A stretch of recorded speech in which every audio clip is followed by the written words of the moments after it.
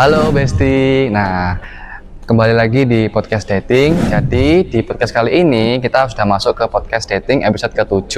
Nah, jadi buat ke episode 7 kali ini aku juga nggak sendirian loh. Jadi di sini aku bareng sama Kak Gufron. Halo, gimana kabarnya Kak? Halo Pramutia, alhamdulillah baik ya kabarnya. Oke ya, jadi buat yang belum tahu juga, Kak Gufron sendiri itu juga merupakan salah satu mahasiswa di program studi teknik industri UPN Veteran Jawa Timur. Nah juga nih mungkin banyak teman-teman juga yang tahu udah ya, jadi Mas Gufron sendiri itu dulu juga pernah menjadi salah dua asisten laboratorium di program studi teknik industri ya Mas? Iya benar. Oh ya, sama juga kalau buat yang belum tahu, Mas Gufron juga menjadi salah satu asisten dosen dari dosen yang mengajar di teknik industri sendiri loh. Nah, oke. Jadi, oh ya, mungkin Mas Gufron gimana nih kabarnya nih kayak sekarang gitu kan? Mungkin kan sekarang udah masuk awal perkuliahan, mungkin sekarang Mas Gufron kegiatannya sehari-hari ngapain aja mungkin sekarang? Oke. Oh gini ya, buat kabarnya alhamdulillah baik-baik aja. Alhamdulillah. Karena kita sebagai manusia juga, kita sebagai mahasiswa juga harus menjaga diri kita untuk bisa menjalani kehidupan kita sehari-hari. Oke. Buat kesibukan kali ini, tentunya saya nggak kuliah ya, karena hari semester ini kebetulan lagi magang. Nah proses magangnya itu baru September. Jadi buat kegiatan sehari-hari ya cuma main. Ya. Main aja. Main aja ya. Oh ya, jadi kebetulan Mas Gufron sendiri aku undang ke sini juga kita bakal ngobrol-ngobrolin sesuatu nih. Nah, kira-kira apa ya yang kita bakal obrolin di sini? Nah, jadi Kak Gufron, jadi di sini kita bakal ngomongin tentang relasi dan chemistry dalam dunia teknik industri. Oke, ya mungkin aku bakal nanya kayak kepo sih kayak tentang Mas Gufron sendiri, tentang pendapat Mas Gufron juga tentang relasi itu tersebut sendiri. Oke. Jadi aku bisa mulai aja. Buat pertama nih Mas, menurut Kak Gufron sendiri itu melihat networking atau relasi itu kayak gimana sih? Oke, kalau kita berbicara mengenai networking ya, jaringan. Ya.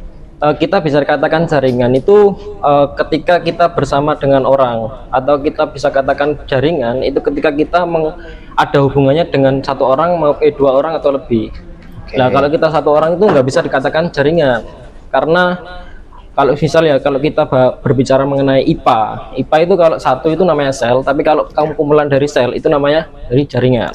Kalau menurut pribadi aku sendiri, kalau kita berbicara relasi itu menurut aku itu kayak pengembangan pribadi diri sendiri itu dengan menjalin hubungan baik dengan dua orang maupun sekelompok orang untuk memiliki tujuan bersama. Nah tujuan bersamanya itu bisa tukar pikiran, tukar cerita, tukar pengalaman. Intinya di situ ketika kita tukar pikiran, kita tukar pengalaman, harus saling menguntungkan antara satu dengan yang lain. Nah kita harus berbicara real pengalaman hidup kita, terus informasi yang kita sampaikan itu benar-benar real, harus sesuai apa yang udah kita jalani secara kehidupan kita sebelumnya. Nah kita itu harus saling menguntungkan. Jadi kita nggak boleh berbohong ketika kita bercerita tentang pengalaman kita, jangan melebih-lebihkan ataupun mengurangi apa yang udah kita lakukan. Soalnya kalau kita lakukan kan otomatis kita tahu di situ kita ngapain dan informasi apa aja yang harus kita berikan. Seperti itu. Oh ya, jadi dari Mas Gufron sendiri itu intinya misal ke relasi itu juga merupakan kayak interaksi sama nggak cuma buat satu orang aja, jadi buat banyak orang yang intinya nanti dari pihak yang direlasikan itu juga saling mendapatkan keuntungan juga. Ya, oke, kita lanjutin Mas Gufron. Yang kedua itu kira-kira menurut Mas Gufron juga seberapa penting sih adanya relasi di dunia teknik industri? Kalau menurut Kak Gufron gimana? Oke, gini ya, kalau kita berbicara relasi itu tentunya bukan di dunia teknik industri aja, tapi di semua kehidupan kita itu sebenarnya relasi itu sangat-sangat penting. Nah kalau kita berbicara mengenai teknik industri, bisa jadi sebuah relasi itu sebagai penentu kita di masa depan. Nah kita di masa depan, kita misal gini, kita kan sebagai mahasiswa, kita dulu apakah di SMP kita berpikiran akan belajar mengenai sebagai mahasiswa di UPN ini? Tentunya kan kita belum mencapai itu. Tentunya kan kita mau di universitas yang lebih yang lebih daripada UPN misalnya. Tapi kalau kita berbicara rezeki kan itu nggak tahu kita mau rezekinya di mana. Tapi kalau kita berbicara seperti relasi itu bisa dibangun ketika kita di mahasiswa di kampus maupun di luar kampus seperti itu. Kalau di dunia industri sendiri sangat-sangat menjadi faktor penentu kita di bidang teknik industri sendiri. Nah, misalnya kita di bidang pendidikan. Oke. Otomatis kalau kita sebagai mahasiswa baru, kita kan baru belajar ya, mengenal dunia kampus, terus tugas-tugasnya juga berbeda dengan SMA, yang mana kita harus belajar sendiri, kita harus sudah kenal namanya jurnal, kita harus kenal namanya buku, kita harus bisa belajar mengenai inti-inti dari buku itu kita harus pelajari. Lah kita kan dari SMP, misalnya SMA, nah kita belum tahu nih caranya gimana sih jurnal itu, caranya kita kita dapatkan dari mana sih jurnal itu, kita dapatkan dari mana sih sumber referensi buku yang tepat dan juga tepat sasaran bagi teknik industri misalnya. Dengan adanya relasi, misalnya kita berbicara dengan teman kita, nah ataupun dengan cutting atau kakak tingkat kita, misalnya kakak tingkat kita kan pasti udah pengalaman. Nah kita jalani kita ya sharing-sharing sama kakak tingkat kita bicara, kita nanti minta sarannya. Di mana sih kak? Misalnya di mana sih kak kalau lihat jurnal yang benar-benar istilahnya terindeks, misalnya kalau buku sumber-sumber buku yang mau kita pelajari di dunia teknik industri kebanyakan itu di mana, pakai aplikasi apa ataupun di web mana. Nah itu nantinya kita kan dari yang tadinya nggak tahu di mana jurnal-jurnal itu yang buat kita belajar, buku-buku itu referensi yang buat kita belajar itu nggak tahu. Dengan adanya kita tanya dengan cutting ataupun teman sebaya mungkin, kalau misal teman sebaya itu kakaknya udah pernah kuliah mungkin, nah itu kan kita dengan adanya relasi itu menguntungkan diri kita sendiri. Dan juga harus menguntungkan bagi orang itu sendiri. Semisal orang itu juga kita mengerjakan tugas dengan adanya kita ada disuruh buat jurnal misalnya, kan pasti ada referensi, kita udah dikasih tahu dari teman kita ataupun dari kakak tingkat kita, referensinya dari sini, kita dari web ini ataupun dari aplikasi ini. Nah semisal teman kita itu ada yang tanya, kita nggak boleh mendem istilahnya, kita nggak boleh mendem sesuatu yang kita dapat gitu. Informasi yang kita dapat itu. Padahal informasi itu kita dapat juga dengan bantuan dari orang lain. Nah kita dengan itu kita juga harus membuka pikiran kita. Kalau kita juga semisal ada teman kita ada membutuhkan informasi, kita juga harus membuka itu, kita harus membuka jalan buat informasi itu disampaikan dengan baik. Asal informasinya itu benar, kita sampaikan dengan benar, pasti nanti nangkapnya juga akan benar. Dan itu juga istilahnya membuka relasi secara luas juga. Kamu menjalin relasi dengan cutting, dengan temanmu, dapat informasi, kamu juga harus berguna bagi teman-temanmu yang nanya ke kamu itu tadi gitu. Jadi harus saling menguntungkan. Kalau nggak menguntungkan dengan orang itu, mungkin dari teman sebaya ataupun dari adik-adik tingkat kita seperti itu. Oke, jadi intinya kalau menurut Mas Gufron sendiri itu relasi itu juga penting, karena misalkan kita juga butuh informasi, pastinya kan kita mungkin ada beberapa informasi yang mungkin kita nggak dapatkan. Nah, dengan adanya relasi sendiri itu kita mungkin bisa dapat relasi dari informasi yang pastinya kita butuhkan, tapi juga kita juga harus memberikan sebuah feedback. Jadi kira-kira kita juga harus istilahnya berguna buat orang yang kita ajak untuk berkomunikasi juga. Jadi seperti itu ya Mas. Kalau itu kan di dunia pendidikan. Kalau semisal kita berbicara karir, kita kan sebagai mahasiswa pasti kita kan bisa merencanakan, tapi kan nanti eksekusinya nanti kan kita usahakan. Nah kalau kita berbicara dengan karir kita itu kedepannya mau dibuat apa sih, ya kan diri kita sendiri yang menentukan, diri kita sendiri yang menjalankan. Nah itu bisa kita awali dengan kegiatan-kegiatan organisasi maupun kepanitiaan yang ada di kampus. Jadi kita harus membuka diri kita. Kalau kita pengen menjalin relasi, banyak relasi, menjalin jaringan relasi yang luas, nah kita juga harus bisa istilahnya bersosialisasi dengan teman-teman sebaya, entah itu mengikuti organisasi, entah itu mengikuti kepanitiaan. Dengan itu kan otomatis kita nanti menambah teman baru. Nah itu nanti misal kita berbicara dengan teman baru itu, misalnya kita kan, kalau aku sendiri aku sendiri sekarang kan lagi nanti semester 5 maupun semester 7 kan kalian bakal adanya magang. Nah itu mungkin informasi magang itu juga bisa kalian dapatkan dari teman-teman kalian itu tadi. Kalau kita mencari informasi itu memang bisa Tapi kalau kita menggabungkan sebuah informasi dari orang lain dan juga kita, itu kan lebih banyak informasi yang kita dapat. Nah, itu namanya saling menguntungkan dalam menjalin relasi seperti itu. Oke, jadi selain di dunia pendidikan, relasi juga penting nantinya kalau kita bakal membangun karir kita sendiri. Nah, salah satu caranya buat bangun karir kita sendiri itu bisa lewat pas pada saat kita masa kuliah, itu kita bisa lewat ikut organisasi atau mungkin ikut UKM juga, yang nantinya kita bakal ketemu orang baru dan mungkin bisa diajak buat partner gitu, partner karir tentunya ya. Oke, Mas Irfan, terima kasih. Nah, untuk selanjutnya nih buat next question.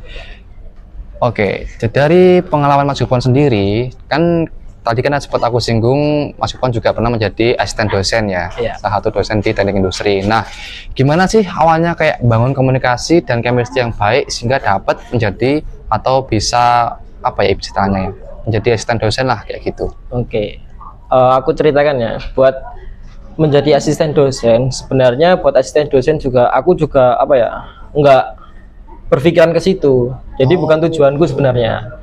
Nah, aku menjadi asisten dosen itu sebenarnya tujuanku itu di semester awal ya. Dulu kan aku COVID masuknya, jadi semester 1 itu baru di rumah, belajar di rumah, ketemu teman juga masih virtual. Terus kemudian di situ di semester 2 kan udah mulai ada masuk. Nah, di situ aku berpikir, oh dunia kampus itu seperti ini, lebih luas dan lebih apa ya, jangkauannya itu lebih luas daripada yang kita bayangkan kita SMK. Kalau semisal itu aku berpikirnya gini dulu, ada plan.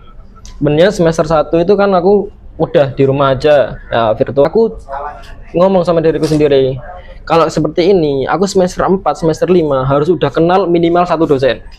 Nah, udah kenal minimal 1 dosen, dan aku juga memikirkan gimana caranya kenal dengan 1 dosen itu. Dan aku tipenya kan orang kalau di apa ya, di kelas itu berbeda dengan di luar. Kalau di kelas aku tuh orangnya apa ya, nggak suka, bukan nggak suka sih, lebih ke memendam diri. Misal ada pertanyaan dari dosen, aku tuh bukan tipe orang yang angkat tangan terus jawab, bukan. Jadi aku lebih kayak diem aja ya, merhatiin aja, sekedar merhatiin doang. Tapi kalau di luar, yaitu aku nggak suka nggak suka diem. Jadi dalam artian kalau semisal aku kenal dengan orang, sebisa mungkin aku tahu informasi dari orang itu, entah itu dari pengalaman, entah itu dari informasi yang dia dapatkan dari dia apa namanya, pengalaman dia dalam UKM ataupun dalam kehidupan sehari-hari, pemecahan masalahnya seperti itu. Lah, ketika itu kan udah planku. Alhamdulillah semester 3 itu jalan.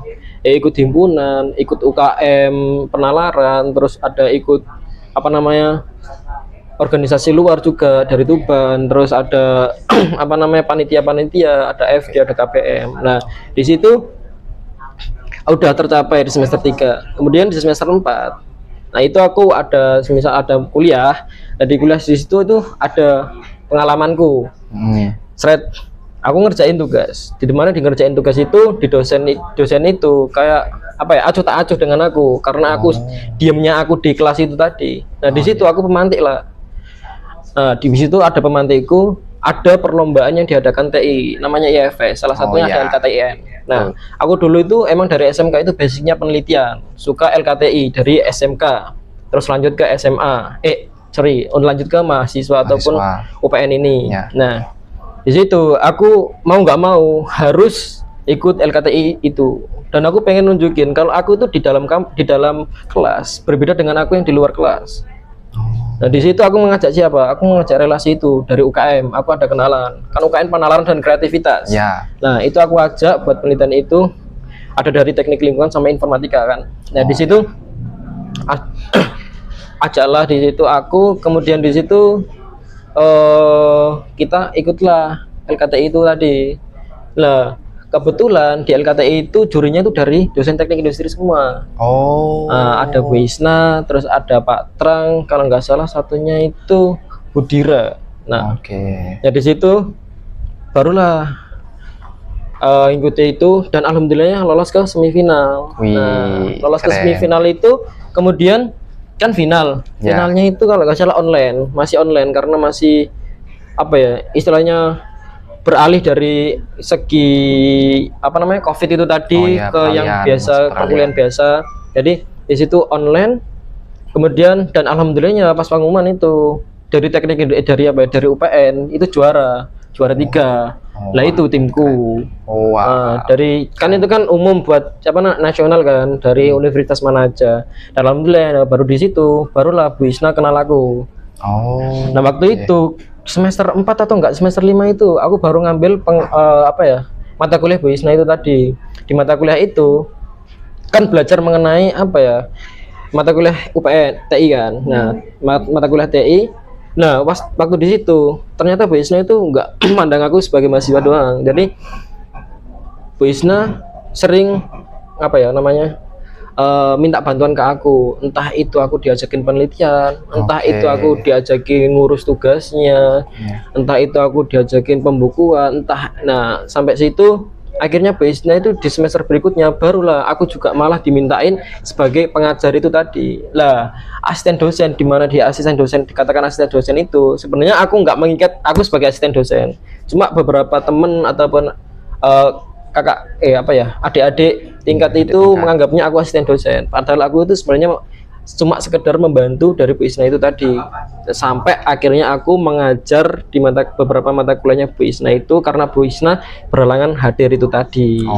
Seperti itu sebenarnya pengalamanku sebagai asisten dosen itu sebenarnya dari situ. Oh, wow, sangat panjang dan penuh inspirasi ya. Karena awalnya itu Mas, saya kira itu Mas Irfan juga menjadi asep itu mungkin Mas Irfan tuh aktif banget di kelas apa kayak gimana. Oh, ternyata Mas Irfan justru menjadi asisten dosennya itu lewat jalur yang perlombaan tadi Mas ya, KTIN. Wah, keren banget.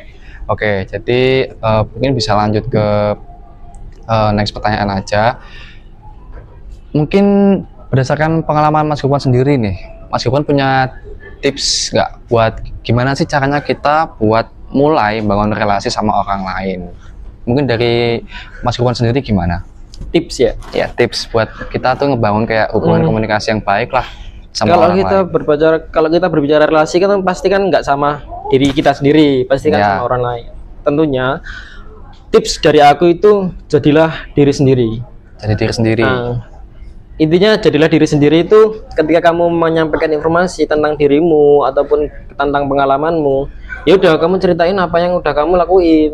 Jangan kamu tambah-tambahin, jangan kamu kurang-kurangin. Seperti itu. Jadi berbicara apa adanya, sepengalamanmu. Orang yang mencari informasi itu nggak bakal ngatain kamu istilahnya kurang informasi ataupun apa, karena dia juga tanya kamu itu perlu informasi. Nah, informasi yang bisa kamu sampaikan cuma itu aja, itu juga sebuah informasi. Walaupun cuma satu kalimat, itu juga sebuah informasi. Harusnya seperti itu. Kemudian menjadi pendengar yang baik. Nah, misal kayak gini, kita berbicara, kita tanya pengalaman tentang orang itu, berarti kita juga harus mendengarkan dengan baik. Ketika orang itu berbicara, ya kita harus memandang orang itu. Jangan kita malah mandang gini, jangan. Ya kita ngobrol sama orang, pandang-pandangan sama orang yang kita ajak ngobrol. Sebagai pendengar yang baik, kita dengarkan dulu. Kemudian kita juga harus mengasih feedback. Semisal mereka bercerita, enggak berkemungkinan mereka itu minta solusi. Nah, karena minta solusi itu tadi, kita juga harus memberikan saran sebisa kita mungkin. Tapi omongin lagi, kalau saran kita itu nggak harus dilakuin, karena harus disaring juga. Soalnya misalnya relasi itu kan bener temen, tapi kan kamu nggak tahu ketika dia di luar sana apakah dia bener-bener temen. Nah, kayak gitu kan banyak. Nah, kalau memang kamu relasi dengan baik, yaitu bicara kepribadianmu sendiri. Terus kemudian kamu juga harus menjadi pendengar dengan baik, kasih harapan lebih. Dalam artian kasih harapan lebih itu kasih feedback, dalam artian kasih saran walaupun dia nggak minta saran, kalau dia ada menceritakan masalah kayak gitu. Terus kemudian juga membangun kepercayaan, dalam artian bangun kepercayaan ya dengan kamu berbicara dengan dirimu sendiri, kamu menjaga rahasianya. Nah, otomatis orang itu bakal percaya, dan informasi yang kamu dapatkan malah mengulik-ngulik, dalam artian nggak cuma informasi dari pengalamannya aja, mungkin pribadinya juga bakal diinformasikan. Kalau dia udah percaya sama kamu, seperti itu. Oh, oke. Jadi banyak banget ya tipsnya dari Mas Gufron sendiri. Jadi intinya tuh kita harus mulai buat kayak saling bangun kepercayaan juga buat sama orang yang kita bakal ajak relasi. Terus juga kita harus saling menghargai lah. Jadi di antara orang yang menjalani relasi tersebut tuh nggak ada kayak rasa entah itu kayak curiga atau gimana. Jadi kita juga harus membangun suasana dan komunikasi yang baik juga tentunya. Oke. Dan buat pertanyaan selanjutnya nih Mas, ini kan tadi kan soal tips ya, tips buat bangun relasi. Nah, mungkin dari sisi kontranya nih, ada nggak kira-kira menurut Mas Gibran sendiri itu kesalahan awal yang kita lakukan dalam membangun relasi kepada orang lain gitu kayak gimana sih Mas? Oke. Kesalahan awal kita ya, misal kita baru kenal dengan orang itu misalnya. Nah, kita itu kalau semisal tadi tips, ini kan kesalahannya, berarti kan kebalikannya. Ya. Nah, kurangnya kejujuran. Dalam artian kurangnya kejujuran itu apa yang informasi yang kita sampaikan itu dilebih-lebihkan, ataupun informasi yang kita sampaikan itu kayak dikarang. Nah, mengarang cerita padahal dia itu belum melakukan itu, tapi sok tahu lah istilahnya, sok tahu. Nah, kayak gitu. Kemudian yang kedua itu terlalu fokus pada dirinya sendiri. Dalam artian gini, ketika kamu menjalin sebuah relasi dengan baik, itu kamu juga harus paham mereka itu tipenya seperti apa. Dalam artian gini, jangan terlalu fokus menceritakan dirimu sendiri. Kasih kesempatan mereka untuk bercerita tentang pengalamannya. Karena kan kembali lagi kita harus saling menguntungkan. Nah, kalau misal kita bercerita tentang diri kita sendiri, membagus-bagusan apa yang kita cerita dengan diri kita sendiri, ya belum nggak bisa dengan baik, karena terima awalnya dia wah iki kayak gini ya. Nah, nanti timbullah rasa kepercayaan itu nggak ada. Kayak gitu. Nah, iya kebalikannya. Makanya kalau kita mau menjalin relasi dengan baik, ya itu tipsnya, jadilah diri sendiri. Ceritakan apa yang udah kamu lakuin, jangan ditambah-tambahin, jangan dikurang-kurangin, jangan dikarang. Kemudian kamu hargai orang yang diajak bicara, dengerin. Kalau minta saran, sampaikan saranmu, tapi nggak harus saranmu itu dilakuin, kayak gitu. Oke, jadi buat kayak misalkan mistake atau kesalahan tuh ya sebenarnya nggak jauh beda sama yang udah dikasih sama Mas Gibran tadi ya. Jadi kayak kita tuh juga harus jadi diri sendiri, terus juga kita tuh ya mendengarkan juga lah, misalkan kita juga mereka orang yang kita mau ajak relasi itu bakal kayak cerita atau gimana, jadi kita juga kembali lagi jadi harus menjadi pendengar yang baik gitu. Jadi dan jangan melebihkan atau menambah-nambahkan informasi yang memangnya itu nggak benar atau salah gitu ya Mas ya. Oke, jadi ini ada pertanyaan kecil sih, menurut Mas Gibran sendiri tuh relasi apakah termasuk investasi Mas? Oke, relasi apakah termasuk investasi? Menurut pribadi aku termasuk. Investasi kan, namanya investasi kan modal. Nah, relasi itu juga bisa dikatakan sebagai modal kita untuk jenjang karir kita ke depan. Karena di dalam relasi itu kita pastinya menambah informasi kita, menambah informasi dari pengalaman orang itu. Kita harus bersikap gimana terhadap apa yang udah kita lakuin. Misalnya pengalaman orang itu ada masalah ini, terus dia cerita ada solusinya seperti ini. Nah, kita kan kalau menghadapi suatu masalah yang sama, berarti kan kita udah tahu, maksudnya udah ada gambaran sebenarnya solusinya itu seperti apa sih, kayak gitu. Nah, di dalam membangun sebuah relasi, apakah relasi itu investasi? Ya, karena sebanyak-banyaknya orang yang kita hubungkan kan pasti kan namanya juga relasi ya. Kita bisa menjalin relasi atau jaringan relasi yang lebih luas. Tapi bukan cuma luas doang, kita juga harus menjalin hubungan relasi yang kuat. Nah, intinya perbedaannya luas dan kuat itu. Kalau luas itu memperbanyak banget relasi. Tapi kalau memperkuat itu dia udah ada rasa saling percaya, seperti yang udah saya tak sampaikan tadi.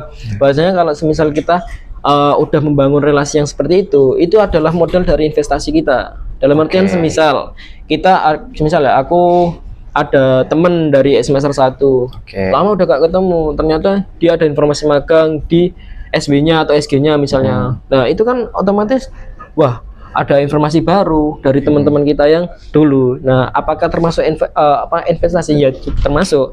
Karena juga penentu kita di masa depan itu kita nggak tahu.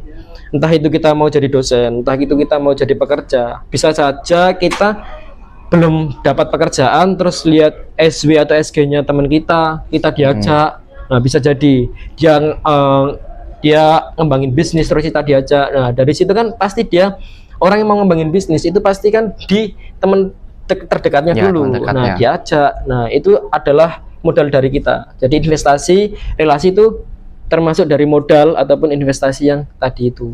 Oke, jadi buat relasi apakah termasuk investasi? Jawabannya iya ya teman-teman, karena juga buat kedepannya kita tuh nggak bakal tahu juga kita bakal nanti kedepannya bakal gimana, 5 tahun lagi ke depan kita bakal kayak gimana juga. Nah, dengan adanya relasi sendiri itu kita juga bisa mungkin suatu saat kita bakal dapat informasi yang berguna juga buat kita dari hasil relasi yang kita sudah bangun kayak gitu ya Mas Irfan ya. Benar. Oke, jadi ini buat beberapa pertanyaan juga. Selanjutnya, menurut Mas Irfan sendiri itu buat prospek kedepannya, apakah relasi itu impact-nya besar dan juga berpengaruh terhadap prospek kerja teknik industri sendiri itu, Mas? Oke, buat teknik industri sendiri, ya kembali lagi yang udah saya sampaikan tadi, bahwasanya relasi itu bukan berguna bagi teknik industri sendiri. Cuma kalau berbicara dengan teknik industri, ya tentunya ada impact besar di dalam karir. Nah, kita bekerja itu pasti kan dengan orang banyak. Betul. Nah, kalau kita udah sering dengan relasi kita udah banyak, udah luas. Nah, kita juga di situ udah membangun yang namanya berbicara dengan orang itu, dengan berbicara dengan orang baru. Nah, kita nantinya di perusahaan ataupun misal kita bekerja di sebuah perusahaan itu, pasti kan kita bertemu dengan orang baru. Nah, betul, pasti. dengan adanya relasi yang udah kita laksanain itu dengan jaringan yang luas ataupun jaringan yang kuat itu tadi, nah kita juga bisa belajar dari situ komunikasi yang baik dengan orang itu gimana, biar tidak menyinggung orang itu gimana, seperti itu. Karena kita nggak tahu orang itu tuh kalau kita baru kenal ya, kita nggak tahu orang itu tipenya kayak gimana. Mungkin dari depan kita dia baik-baik aja, tapi nanti di belakang kita dia kan nggak tahu, entah itu dia buat sakit hati sama kata-kata kita, kan kita nggak tahu karena dia nggak ngomong di awal itu. Nah, di situ juga kita bisa dengan adanya relasi itu kita juga bisa yang namanya menjadi di teknik industri ya, bisa multidisiplin, kemudian juga bisa menggabungkan elemen-elemen teknik, kemudian manajemen ekonomi juga ada di situ karena kita mendapatkan informasi itu, membangun relasi itu nggak harus sama anak teknik industri. Nah, kita juga misal mengikuti kayak UKM kan kita informasinya beda dengan dengan teknik industri. Nah, pasti kan dia ada yang dari informatika, agribisnis dan lain sebagainya. Mungkin dari KKN juga bisa lah. KKN kan kita mahasiswa kan pasti ada KKN. Nah, itu juga manfaatkan KKN itu untuk mengulik informasi yang ada. Nah, di situ kalau kita berbicara di situ kita harus menguntungkan. Istilahnya kalau kita berbicara relasi itu harus saling menguntungkan lah. Seperti yang tips tadi, harus berbicara dengan diri kita, maksudnya berbicara apa adanya lah istilahnya, seperti itu. Oke, jadi itu ya menurut Mas Irfan sendiri itu sebenarnya relasi itu sangat besar banget impact-nya buat nanti kita ke depannya, buat prospeknya juga di teknik industri, karena relasi itu juga gimana ya bilangnya, karena ya kita juga pasti manusia sama manusia, makhluk sosial, pastinya butuh orang lain juga ya Mas Irfan. Jadi ya relasi itu pastinya sangat impact buat nanti ke depannya kita. Oke, ini pertanyaan terakhir nih Mas Irfan. Pesan-pesan nih buat mahasiswa baru yang masuk di teknik industri tentang pentingnya kita buat dari semester 1 mungkin kita tuh jalin networking dalam perkuliahan. Itu gimana Mas? Mas Irfan ada pesan-pesan atau kata-kata nggak buat nanti mahasiswa baru yang masuk di teknik industri? Oke, buat pesan-pesan bagi mahasiswa baru teknik industri. Mungkin di sini mahasiswa baru teknik industri itu mungkin kalau aku dulu sih ngerasanya kaget ya. Dari kehidupan dari kehidupan SMK yang seperti itu, teman-temannya seperti itu, terus kita beralih ke kehidupan kampus yang orang-orangnya itu beragam banget. Dari logatnya, dari kata-katanya, dari perilakunya, dari sukunya, dari orangnya itu dari daerah mana, seperti itu. Mungkin kan di situ beragam. Kemudian dia juga bakal memperkenalkan dirinya kepada kehidupan kampus, misalnya dari tugasnya, pasti dia kayak dulu SMK kan mungkin kalau ada lab kan mungkin cuma lab seperti itu, tapi kan kalau di SMK kan di mahasiswa di perkuliahan kan labnya kita banyak. Nah, jadi jangan berpikiran kalau teknik industri itu benar-benar sulit, padahal teknik industri itu prospeknya besar. Kalau kalian malah istilahnya mandek di tengah jalan, nah itu malah kayak kurang lah. Kalau teknik industri itu kalau kalian udah fix di teknik industri kan paling kalian udah belajar teknik industri belajar apa. Nah kalian harus melewati itu semua. Buktinya teman-teman ataupun kakak tingkat kan bisa lulus kan? Bisa. Nah ya, bisa banyak lulus kan? lulus. Nah banyak yang lulus kan? Makanya kalau mereka aja bisa, kenapa ke diri kita nggak bisa? Nah itu yang harus ditanamkan. Oke, ya jadi itu buat mungkin teman mahasiswa baru atau mungkin teman-teman yang masih di SMA yang nonton mungkin bisa diambil positifnya juga buat nanti tuh kita tuh harus yakin gitu. Kalau misalkan kita tuh di teknik industri ya pasti bisa gitu. Nggak ada yang nggak mungkin teman-teman ya. Oke, jadi mungkin itu aja dari pertanyaan yang aku bisa tanyakan ke Mas Gufron. Mungkin terima kasih juga buat ngisi podcast di episode 7 kali ini, dan jangan lupa teman-teman buat tinggalkan like juga, komen sama subscribe ya teman-teman, dan coba di share juga. Ada closing statement dari aku, kata-kata mungkin kata-kata ini udah tak sampein pas waktu aku menjadi pemateri di himpunan. Oke. Nah, ini ada pepatah Jepang, yang namanya pepatah Jepang gini, berbicara anak korobi yaogi, yang artinya jatuh 7 kali, bangkit 8 kali. Jadi segimana ya kita itu ada halangan, rintangan ataupun apa itu, bangkitlah, karena kamu sebagai sebagai mahasiswa harus menyelesaikan, masuk harus selesai gitu. Betul. Jadi rintangan apapun itu, seperti rintangan apapun, bangkit dan kerjakan seperti itu. Kemudian karena sejatinya kuwaraku no tani, yang artinya penderitaan adalah bibit dari kesuksesan ataupun kesenangan. Jadi penderitaan yang kamu alami selama kuliah ini bakal kamu petik nantinya dengan tujuan yang kamu impikan, itu bakal kamu tercapai, karena penderitaan itu bagian dari kesenangan, bagian dari pengalaman itu tadi. Seperti itu. Wah, jadi gitu ya teman-teman, sedikit mungkin buat motivasi teman-teman juga. Jadi kita itu kayak jangan gampang nyerah lah gitu pastinya. Kita tuh harus bangkit, lebih bangkit lagi buat nanti kita tetap lanjutin kehidupan kita selanjutnya. Oke. Mungkin sekian dulu buat episode ke-7 kali ini di podcast dating. Sampai jumpa di podcast selanjutnya. Dadah. Terima kasih teman-teman. Oke.